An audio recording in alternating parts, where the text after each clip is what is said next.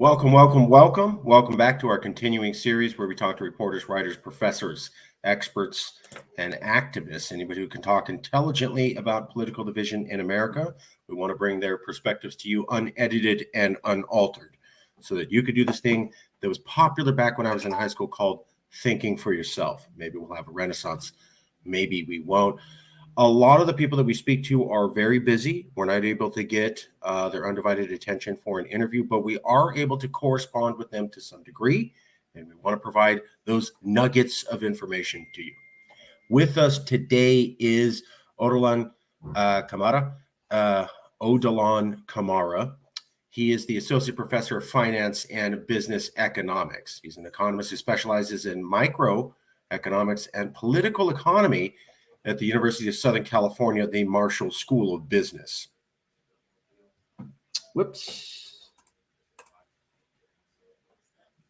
He's an economist who specializes in microeconomics and political economy. He studies how individuals strategically use information to persuade decision makers. That's going to be key for this. He also studies the extent to which voters can use re-elections to create political accountability and discipline elected officials.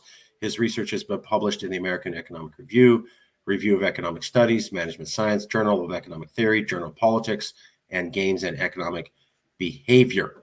He has a PhD, and before that, he worked in banking.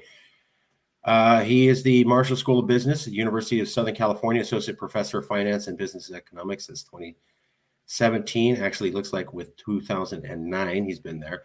Also worked at Caltech, has a PhD from the University of Illinois at Urbana-Champaign, Masters of Business from Brasilia, and Bachelor of Economics from the Universidad de Brasilia in 2000. And this is the article where I found him.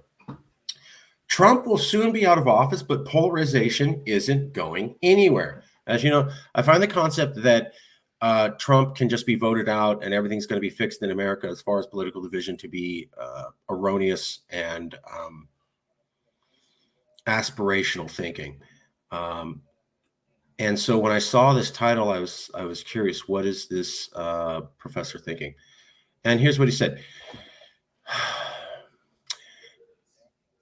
I want to reduce the probability that voters will cross the aisle by removing any lingering uncertainty and solidifying my support.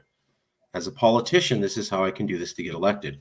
One of the best ways to do this is by taking more extreme positions that differentiate me from my opponent. Rather than simply pledging to curb immigration, rile up crowds by promising to build a wall. Instead of reforming the existing healthcare system, advocate for a complete overhaul and Medicaid for all, just like Obama did.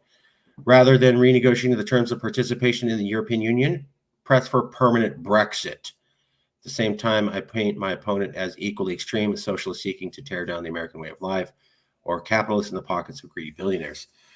Drawing a stark line between myself and my opponent on divisive issues pushes voters in the middle to pick a side, while at the same time mobilizing my base. The strategy worked for Trump in 2016.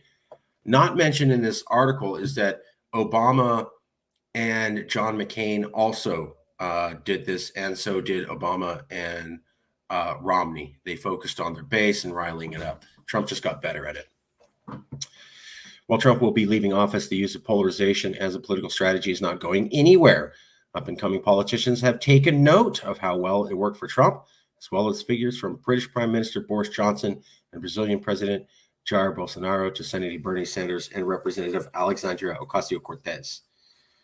Technology and media are increasingly creating echo chambers where more extreme positions resonate and platforms where candidates can deliver divisive messages directly to voters. There's no clear, simple solutions to counteract the forces that incentivize extremism. So what he's saying is something we've kind of heard before. It's easier to just activate your base than to reach out to moderate or undecided voters. So you want to say something really extreme to show that you're the most hardcore in your party for the issue and everybody else isn't as hardcore as you are, so that you can take all the votes in your party. Then you just want to focus your party on getting out to vote rather than trying to reach out to people from the other side or trying to reach out to moderate or undecided voters, focusing on the base. Obama's done this. Romney did this. Trump did this. But it's not just Trump. This was basic political strategy before Trump ever ran. And it was pioneered and concretized between the first and second Obama election. So I agree. The system now is where it makes sense to focus on your base and be more extreme. His article he wrote comes from research that he had done. Political Disagreement and Information in Elections in 2016 with an economist at the London School of Economics.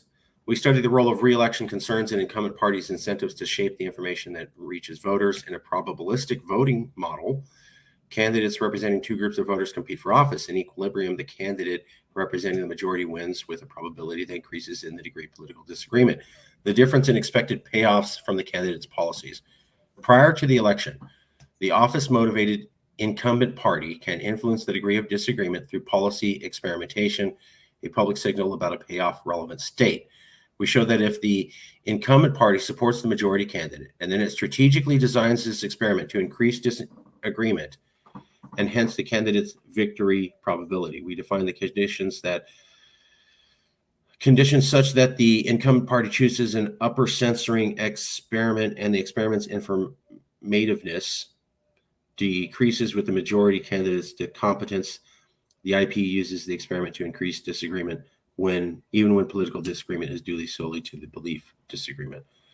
So they're talking about how there's a benefit for a office-motivated incumbent party to increase disagreement in order to show that they're the most hardcore party so that they can get the vote, so the voters think, well, these people will definitely deliver these results that we want.